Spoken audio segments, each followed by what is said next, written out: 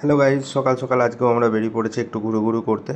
তোমরা দেখো, সকালবেলায় আজকে বন্ধুর বাড়ি হচ্ছে, সেখানটায় যাব আর একটু ঘুরতে যাব, চা খেতে যাব, তার জন্য বেরিয়ে পড়েছি। এই দেখো, আমি নিয়ে নিলাম আমার হেলিকপ্টারটা, কেন কি আমাদের যে রকেটটি সেটি বন্ধুর বাড়িতে, যেখানে নতুন বাড়ি হচ্ছে, সেখানে এসে দেখলাম হাইজা বন্ধুর রকেটটি দেখুন চলছে নি কোনোভাবে, কোনো একটা প্রবলেম আসছে। আপনারাও দেখুন কি প্রবলেম বুঝতে পারছি না। ওখানে ইন্ডিকেটার দিচ্ছিল, কোনোভাবেই গাড়িটা এগোচ্ছে না, বারবার ঠ্যাক ঠ্যাক ঠ্যাক ঠ্যাক করছিল।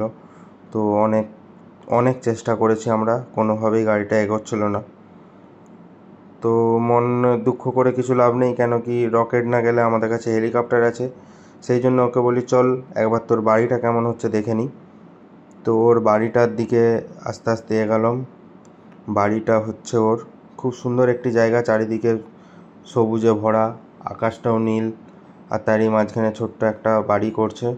খুব ভালো, এটা ভালো লাগে, কেন কি নিজের পরিশ্রমে, নিজের চেষ্টায় বাড়িটা হচ্ছে, এটা খুব ভালো লাগে। তো যাই হোক, ছোট্ট জায়গার উপরে খুব সুন্দর একটি বাড়ি করেছে। তো ওকে বললাম, ও বলছে মাটি ফেলছে, ওখানে মাটি ফেলবে। তো একটু চায়ের দিকে রওনা হলাম, আর নিয়ে গেলাম সাথে আমাদের আজ হেলিকপ্টার, কেন কি রকেটটা আজকে খারাপ, চলছে না কোনোভাবে। তো আজকে যাচ্ছিলাম রানীচকের দিকে চা খেতে, কিন্তু রাস্তায় একটা খুব সুন্দর মন্দির দেখতে পেলাম, মনসা মন্দির, দারুণ মনসা মন্দির দেখতে পেয়েছি।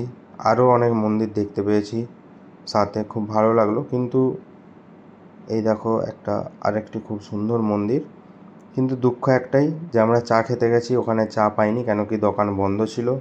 তার জন্য আমরা এমনিই ঘুরে এসেছি, মনের দুঃখে চা না খেতে পেয়ে। টাটা।